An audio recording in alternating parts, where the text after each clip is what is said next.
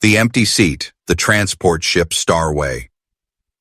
Dawn was full, every seat was taken, every row crowded with travelers from across the galaxy. Different alien voices mixed into a restless hum. The smell of metal, recycled air, and strange spices hung in the corridors. Except, for one seat, right in the middle of the cabin, an empty seat sat beside a girl. She was small compared to most aliens on board, her skin pale with a faint glow, and her hair long and silver.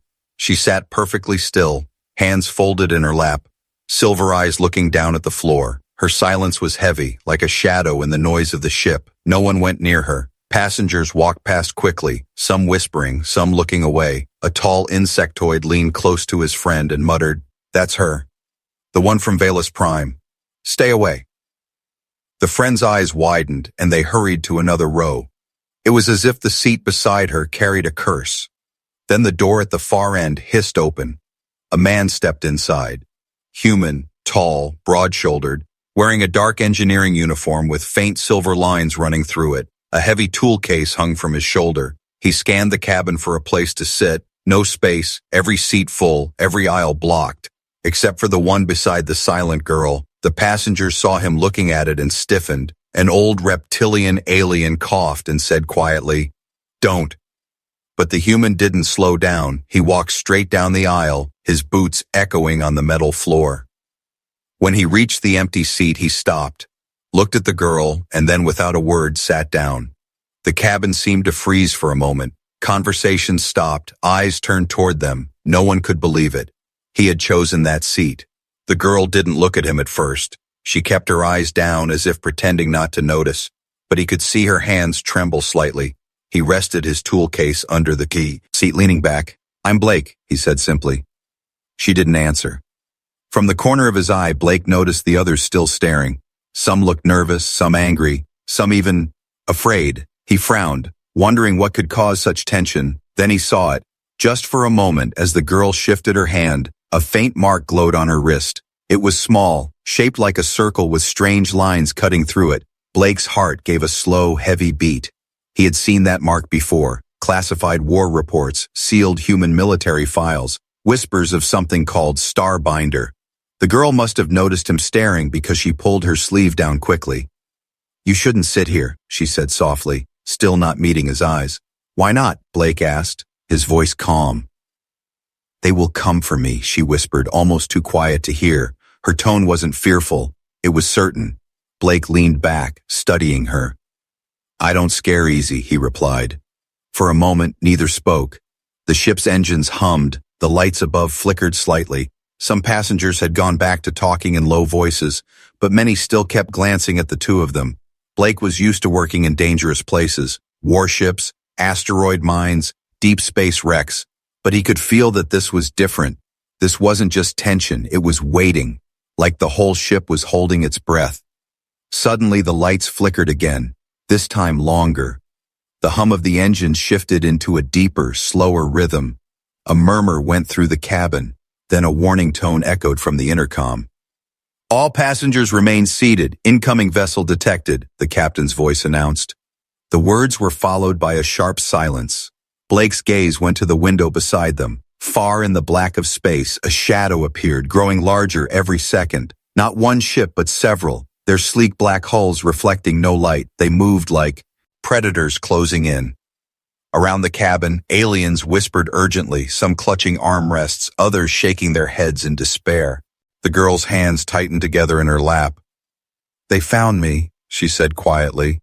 Blake looked at her, then back at the approaching ships. "Who?" he asked. Her silver eyes lifted for the first time, and he felt the weight in them. "The ones who killed my world," she said. Before Blake could reply, a harsh crackle came over the ship's speakers, followed by a voice, cold, metallic, and full of threat. "Hand over the girl," the voice commanded, "or we will destroy you all." The cabin went completely still. No one moved. No one spoke. Only the hum of the enemy ships grew louder. Blake looked at the girl beside him. She didn't move, didn't beg, didn't even blink. She only whispered, "I told you, they would come."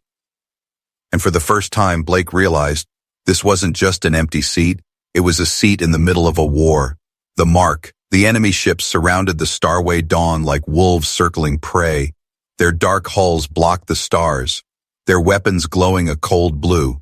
Inside the cabin, every passenger sat frozen, breaths shallow. Some whispered prayers, others clutched small weapons they could never use against such power.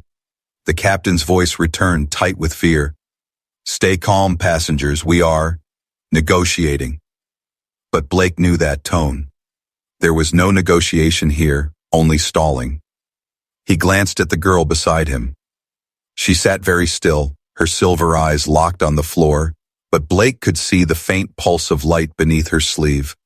That same strange mark, like a circle with jagged lines, was glowing faintly in rhythm with the beat of her heart. "What is that?" Blake asked quietly.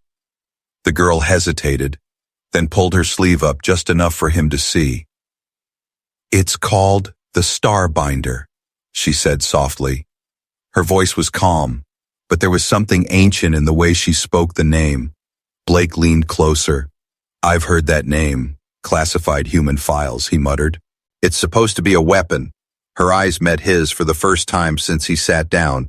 "It's not a weapon," she said. "It's a key." Before Blake could ask, a loud metallic thud shook the ship. One of the enemy vessels had latched onto their hull. The cabin lights dimmed, the air filled with the hiss of pressure changes. The girl's hands clenched.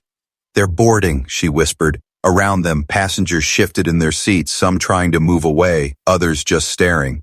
A group of alien soldiers wearing pale armor stormed into the cabin, their leader holding a scanner. It beeped once when it pointed at her. "There," the leader said. He took a step forward, but Blake was already on his feet. "Back off," he said firmly. The soldiers hesitated, their gaze flicking to the patch on Blake's shoulder, the Human Engineering Corps' insignia. But insignia or not, they weren't afraid of one man. The leader stepped closer. "Move aside, human. She is dangerous." Blake didn't move. "Or maybe she's only dangerous to you," he said, his tone flat. That earned him a growl, and the nearest soldier reached for his weapon. In one motion, Blake's hand flicked across his belt, and a thin metal rod extended into a shock baton, humming with energy. The soldiers froze for half a breath, surprised a civilian had military-grade equipment. "You'll have to go through me," Blake said. The leader narrowed his eyes. "That can be arranged." But before the fight began, the girl spoke, her voice low but carrying through the tense air. "If you take me, more worlds will burn," she said. The soldiers paused, glancing at each other, clearly unsure what she meant. Blake didn't know either, but he knew she believed it. The leader sneered, "We don't care," and raised his hand in a signal. That's when the ship's speakers crackled again. A new voice came. Not the captain's, not the enemy's, deeper, colder. "Yo, you have 10 seconds to comply," it said. "Give us the girl, or the ship is destroyed." The soldier's leader looked at Blake, then at the girl, then back toward the exit. They were ready to drag her away. Blake's mind raced. He could let them take her, survive, and walk away from this mess. Or he could find out why a mark from ancient human files was glowing on an alien girl in the middle of nowhere. "Stay behind me," he said to her. Her silver eyes flickered with something like surprise, maybe even trust. The soldiers moved in.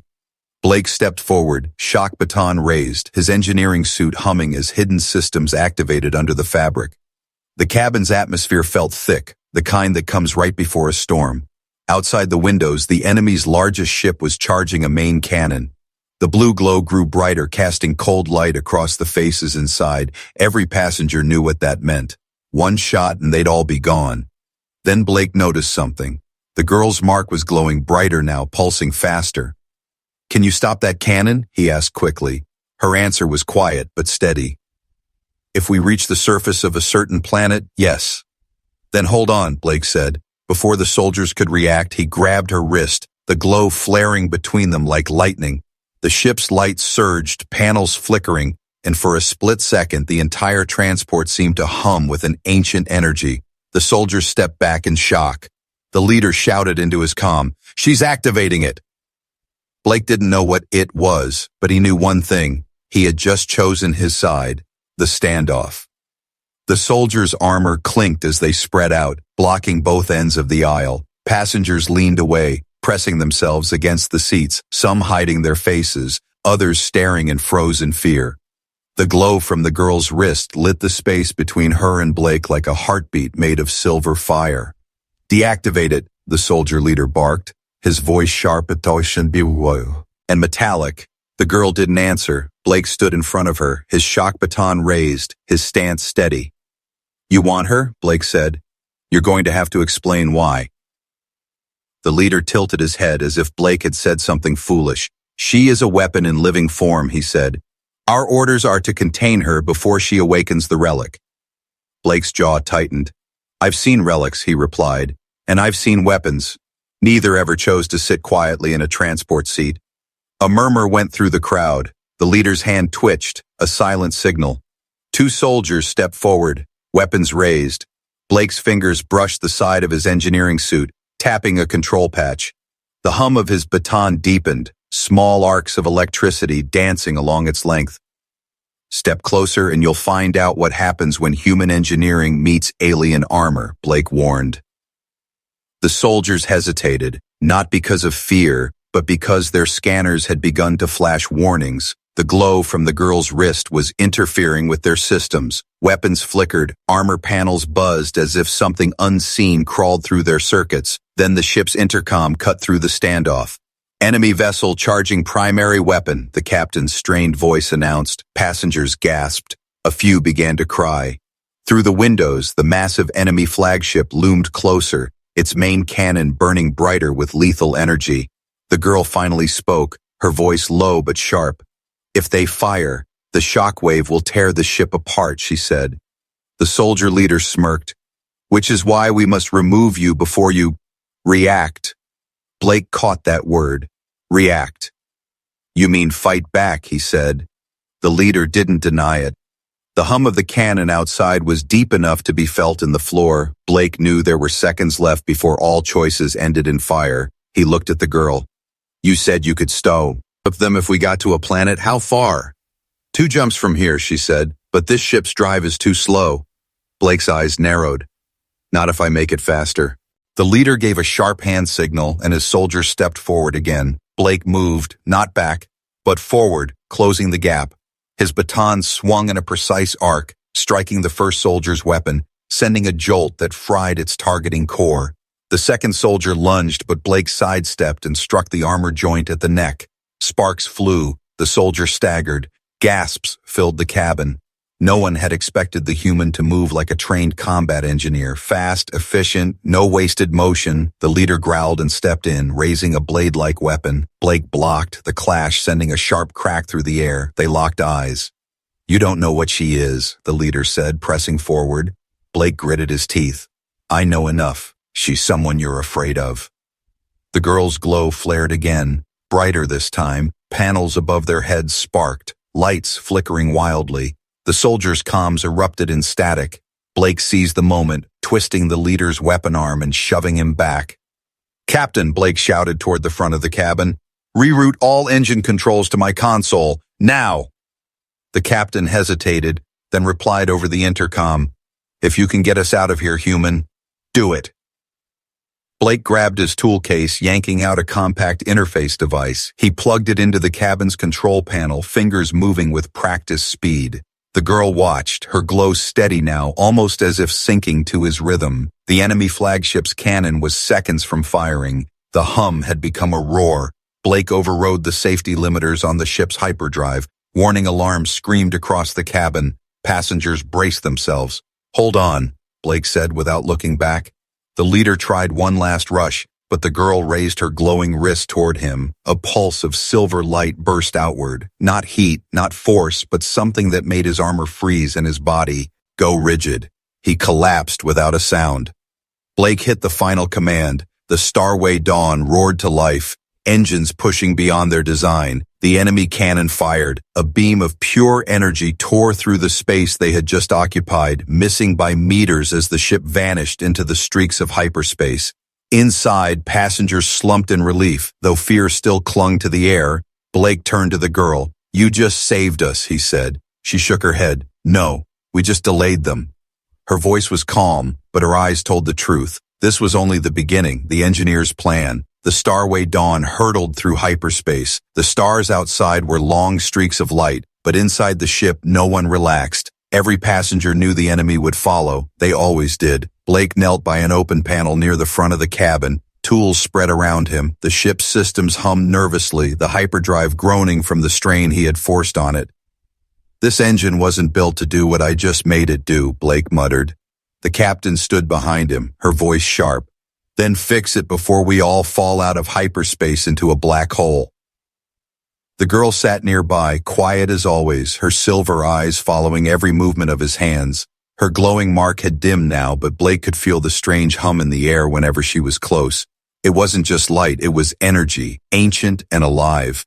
"You said you could stop them if we reached a certain planet," Blake said without looking up. She nodded slowly. "It's called Eridos. A dead world, but the starbinder mark can awaken something there." Blake's brow furrowed. "Awaken what?" She hesitated, her gaze distant. "A guardian," she said. "Older than your species, older than most of the galaxy." Before Blake could reply, the console beside him beeped. He tapped it, and a small holographic display flickered to life. 3 red signals, closing. "In fast, tracking us already," he muttered. The captain cursed under her breath. "They must have tagged our hyperspace trail." Blake's mind began to work. He couldn't outrun them, not with the hyperdrive close to tearing itself apart, so he would have to outthink them. "I'm going to modify the ship," Blake said, standing. The captain frowned. "In hyperspace? That's suicide." "Not if you know where to cut," Blake replied, grabbing his tool case. He moved toward the engineering bay, the girl rising to follow him. "Stay here," he told her. She shook her head. "You'll need me." They entered the bay, a cramped, glowing space filled with pipes, conduits, and the pulsing heart of the hyperdrive. Blake pried open a heavy panel, revealing coils of bright blue energy cables. "I'm going to feed your energy into the ship's slipstream stabilizer," Blake said. "It'll scatter our signal, make it impossible for them to track us." The girl blinked. "You can do that?" "Never tried," Blake admitted, "but humans are good at first times." He pointed to a circular device with faint silver veins running through it. "Put your hand there," he said. She stepped forward, placing her marked wrist against the metal. At once, the mark's glow brightened and the ship's hum deepened. Blake worked fast, rerouting circuits, welding bypass lines, his hands moving with practiced precision. Sparks lit the air, the smell of hot metal mixing with the strange scent of ozone that came from her energy. The captain's voice came over the intercom. "2 enemy ships have just dropped out of hyperspace ahead of us. 3rd one's behind." Blake cursed softly. "We're boxed in." The girl looked at him, calm but certain. "Then make the box vanish." Blake's hands blurred as he twisted the last coupler into place. "Okay, this might hurt," he said. "To you or to me?" she asked. "To them," Blake replied. He hit the activation switch. The girl's glow surged into the stabilizer, flooding the ship with silver light. Every panel lit up. Alarms wail. But instead of slowing, the ship lurched. And then it was as if the universe itself bent around them. Through the front viewport, Blake saw something impossible. The enemy ships ahead shuddered, their hulls warping, twisting in strange directions before vanishing into nothing. The one behind flickered like a dying light before disappearing completely. The captain's stunned voice came through the comm. "They're gone. All of them. What did you do?" "Gave them a wrong turn," Blake said, wiping sweat from his brow. He turned to the girl. "That buys us time, but your guardian better be as powerful as you think." Her expression didn't change. "It is," she said, "but it will not wake for just anyone." Blake met her gaze. "Then we make sure it wakes for you." The captain's voice returned, more urgent now. "We've just received a long-range scan. The enemy flagship is still out there, and it's heading straight for Eridos." The girl's eyes narrowed. "They mean to destroy the Guardian before I can reach it." Blake shut his tool case and stood. "Then we beat them there," he said. For the first time, the girl allowed the smallest hint of a smile. "Human," she said quietly. "You might actually be as reckless as they say." Blake smirked. "Reckless gets results." As the Starway Dawn tore through hyperspace toward the dead world, the glow from her wrist pulsed steadily, not with fear, but with something Blake recognized. Readiness. The dead planet. The Starway Dawn broke from hyperspace with a shudder. Outside the viewport, Eridos hung like a wounded eye in the void. Its surface was black and cracked, faint red lines glowing across its continents like scars. Great dust storms swirled over dead seas, and lightning flashed without clouds. The planet looked lifeless, yet Blake felt something watching them. "This place is cursed," the captain muttered, keeping her hands tight on the sun. "He controls, not cursed," the girl said quietly. Sleeping, the ship descended through the atmosphere. The air outside was thick, glowing faintly from strange minerals. Every reading on the sensors flickered, as if the planet rejected their presence. Blake stood behind the captain, eyes scanning the data. "Radiation, seismic activity, and something's blocking long-range comms," he said. The girl didn't look worried. "It's protecting itself," she whispered. They landed in a deep canyon surrounded by jagged black cliffs. The ground was cracked into hexagon patterns, each line faintly glowing red. The air was still, heavy, almost humming. As the boarding ramp lowered, heat and a strange metallic scent hit them. Blake stepped out first, the girl following close behind. Passengers stayed on board. None dared follow. Blake glanced at her. "Where do we go?" She raised her wrist, the mark glowing brighter. "There," she said, pointing toward a massive stone arch carved into the cliff. It was so tall it could have been built for giants, the surface etched with symbols Blake didn't recognize. They walked toward it, their footsteps echoing unnaturally loud. As they passed under the arch, the air grew cooler. The path sloped down into a vast underground chamber. Light from her mark reflected off metal walls, not smooth but ribbed like the inside of a living creature. The deeper they went, the more Blake's engineer instincts told him. This wasn't just a building, it was a machine. Finally, they reached the heart of the chamber. A giant sphere sat in the center, half buried in black stone. It pulsed faintly, as if breathing. Even from a distance, Blake felt its weight. Not physical, but the kind of presence that made you want to whisper. The girl stepped forward. "This is the Guardian," she said, her voice almost reverent. Blake frowned. "Doesn't look like it's awake." "It isn't," she replied. "Not yet." She climbed the steps to a raised platform and placed her marked wrist again. Saint the sphere. For a moment, nothing happened. Then the red glow of the planet's cracks outside flashed brighter. Once, twice, in rhythm with her pulse, the sphere's surface shifted, seams opening, revealing a single massive eye the size of a starship window. It turned, and for the first time in centuries, it saw. The ground shook, dust falling from the ceiling as hidden mechanisms roared to life. The sphere unfolded into a colossal being, half machine, half something else. Its armor was black with streaks of silver light running across it. It rose higher and higher until its head nearly touched the cavern roof. Its voice filled the air, not through sound but through vibration in the bones. "Bearer of the mark, why do you wake me?" The girl stood tall. "To stop the ones who destroyed my world," she said. The Guardian's massive head turned, its single eye focusing on Blake. "And you, human, why do you stand beside her?" Blake met its gaze without flinching. "Because someone has to." The Guardian was silent for a moment, then the ground shook again. This time, not from it. Blake tapped his comm. The captain's voice came through, panicked. "They're here. Enemy flagship just entered orbit." The girl turned to the Guardian. "They mean to destroy you before you can rise." The Guardian's eye narrowed, the silver light in its body intensifying. "Then I shall rise now," it said. Stone cracked and fell as the Guardian's legs pulled free from the earth. Huge vents along its sides roared, releasing clouds of steam. Blake ran to the girl. "They'll be firing within minutes," he warned. She nodded. "Then we give them something they can't kill."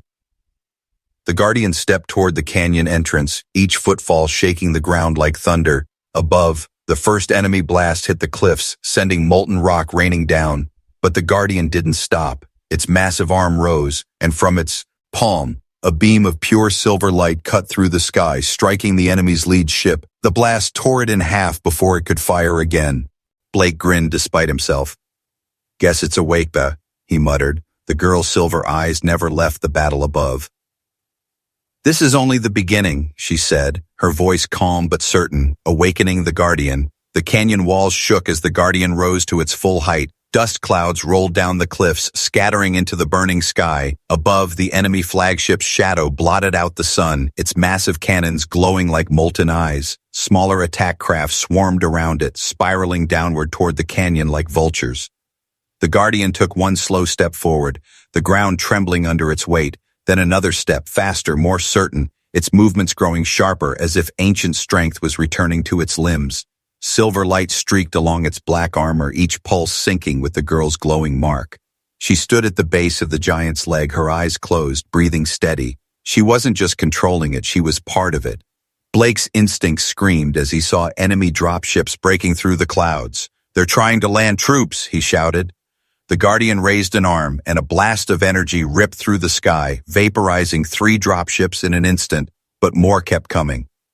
"Not enough," Blake muttered, grabbing his tool case. He ran toward an exposed section of the Guardian's armor, finding a panel barely the size of a human doorway. It was alive with humming circuits and silver filaments. "All right, big guy," Blake said. "Let's see if I can give you a boost." He yanked a power converter from his kit, rerouting one of the Guardian's conduits. The machine shuddered, its energy flow shifting. Up above, its silver light brightened to a blinding white. The next beam it fired tore through 4 ships at once. The girl opened her eyes. "You changed something," she said. "Think of it as human caffeine," Blake replied with a grin. Her lips curved. It in the smallest smile before she turned her focus back to the Guardian. The flagship began to descend, its massive cannons rotating toward the canyon floor. "Target locked," a cold voice echoed from enemy comms. Blake's mind raced. There was no way the Guardian could dodge a direct hit at that distance. Unless... He scrambled up a service ladder built into the Guardian's leg, climbing toward its shoulder. The wind roared around him, the heat of battle pressing in from every side. When he reached the top, he found a control node, an ancient device that looked half organic, half machine. Without hesitation, he pulled out a plasma torch and began cutting. The girl's voice came over his calm but urgent. "What are you doing?" "Making sure we survive the next 30 seconds, he answered. Below, the Guardian raised both arms as the flagship's main cannon fired. The beams slammed into the canyon, a shock wave tearing rock and dust into the air. But instead of being destroyed, the Guardian absorbed the blast. The silver light in its body flared so bright it lit the entire sky. Then it turned the stolen energy back at the flagship, firing a beam so intense it ripped through the enemy's main hull like paper. The flagship began to break apart, flames spilling from its sides, but the enemy wasn't finished. 2 more massive ships dropped from orbit. Blake cursed under his breath. "They just don't quit." The girl looked up at the Guardian's towering form. "They will not stop until I am gone," she said. Blake tightened the last connection on the shoulder node. "Then we give them a reason to run," he replied. With the node active, the Guardian's armor shifted, opening along its back to reveal enormous ancient thrusters. Steam hissed from vents and the ground shook, not from footsteps, but from a deep rising hum. The Guardian bent its knees, then launched upward the canyon, exploding with dust and debris as it rocketed toward the enemy fleet. In orbit, the battle turned into chaos. Enemy ships scattered as the Guardian tore through their formation, moving far faster than something of its size should. Blake clung to a handhold on its shoulder, adjusting systems in real time. Every time a beam grazed the Guardian, he rerouted energy to armor plates. Every time its weapons overheated, he vented the heat into space. The girl's voice stayed steady through the calm. "Left wing, 3 interceptors." "I see them," Blake replied, flipping a circuit that turned the Guardian's left arm into a spinning wall of light, shredding the attackers. One by one, the enemy ships fell, until only debris and fire remained. The Guardian hovered for a moment in the silence of space, its single eye glowing like a silver star. Then it turned, descending back toward Eridos. When they landed in the canyon again, the girl placed her hand on the Guardian's armor. "Rest now," she whispered, and the giant slowly lowered itself into the earth, its lights fading to a soft glow. Blake climbed down, his boots hitting the cracked ground. "You know," he said, wiping sweat from his brow, "I think I'm starting to like this thing." The girl's silver eyes met his. "It likes you too," she said, her voice softer now. Before Blake could reply, the captain's voice came over the comm. "We've picked up a signal. The enemy isn't finished. They're calling in the war fleet." Blake exhaled slowly. Then we're going to need more than just one guardian. The last stand. The sky above Eridos turned black, not from clouds but from metal, an entire war fleet dropping out of hyperspace. Dozens of enemy capital ships formed a wall in orbit, their formation precise, their weapons glowing like 1,000 suns. Behind them, carriers released wave after wave of fighters, dark swarms spilling toward the planet like angry insects. On the canyon floor, the Guardian stone. But still, its silver lights dim. It had fought hard, too hard, and even its ancient power needed to recover. The girl placed her glowing wrist against its armor, but the light was faint. "It's not enough," she said, her voice tight for the first time. "They'll crush us before it wakes again." Blake didn't answer right away. His eyes scanned the horizon, the dust storms, the jagged black cliffs. Then his gaze dropped to the cracked ground beneath their feet, the red glowing lines, the same hexagon pattern they had seen when they landed, stretched for miles. He knelt, touching one of the cracks, feeling a vibration beneath it. "This isn't just the Guardian's resting place," he muttered. "This whole planet. It's a machine." The girl's eyes widened. "The others," she whispered. "What others?" Blake asked. "There are more Guardians," she said, "but they've slept for thousands of years, and only the Starbinder can wake them." Blake's mind raced. "You said a Starbinder," he pressed. "Not the Starbinder. Does that mean—" She looked at him carefully. "The mark can be shared. Once." They locked eyes. Blake held out his arm. "Then do it," he said. She hesitated. "If I give this to you, you'll carry its burden until you die." Blake's voice was steady. "Better that than watching the galaxy burn." She pressed her glowing wrist against his bare skin. The silver light flared, burning cold and hot at the same time. Blake gritted his teeth as strange lines of light spread up his arm, sinking beneath his skin. The hum in the air deepened, and for the first time Blake felt the Guardian's awareness inside his mind. Ancient, heavy, but welcoming. "Now," she said, stepping back. Together, they placed their hands against the ground. The red cracks across the canyon began to blaze, the light racing outward in all directions. The cliffs trembled, the ground split, and from the earth mass sieve shapes began to rise. 1, 2, 5, 8, 10. 10 more Guardians stood, their eyes opening with blinding silver fire. In orbit, the enemy fleet hesitated. Their perfect formation rippled as the readings came in. 11 power signatures, each as strong as a capital ship. But hesitation wasn't retreat. The fleet opened fire, beams of pure energy raining down. The newly awakened Guardians raised their arms, shimmering silver shields absorbing the barrage. Then, as one, they fired back, columns of light tearing through the enemy's first line of warships. Blake climbed onto the shoulder of the Guardian he had fought beside. The girl took her place on hers, their voices carrying through the strange connection the Starbinder marks had created. "Left flank, 3 destroyers," Blake called. "Right wing, fighters breaking formation," she replied. The Guardians moved like a single living army. Each blast they fired lit the dark sky. Each step shook the planet. Enemy carriers exploded. Capital ships split apart. Fighters scattered like sparks in the wind. The flagship, the same one that had chased them since the transport, charged its main cannon. Its commander's voice rang across open comms, desperate but defiant. "You cannot stop the tide." Blake smirked into his comm. "I'm human. I am the tide." His Guardian's chest panels opened, revealing a core burning like a small star. The girl's Guardian mirrored the action. Together they aimed at the flagship, silver light spiraling between them until it became a single beam of unimaginable force. It hit the flagship dead center. There was no explosion, just silence. As the massive vessel vanished into a cloud of vapor, the remaining enemy ships broke formation, retreating into hyperspace. The sky cleared, leaving only the light of distant stars above. The Guardians lowered their weapons, the hum of battle fading to quiet. Blake climbed down, his boots hitting the cracked earth. The girl joined him, her silver eyes softer now. "You carry the mark well?" "Oh," she said. He shrugged. "Guess I'm not the type to leave a seat empty." They looked at the Guardians, 11 giants standing like sentinels over the dead planet. "They'll sleep again," she said, "until they're needed." Blake nodded. "And if they are?" She glanced at him. "Then we wake them. Together." As the Starway Dawn lifted off, passengers crowded the windows to look at the two figures on the ground. For the first time, no one feared to stand beside her. The seat next to her would never be empty again.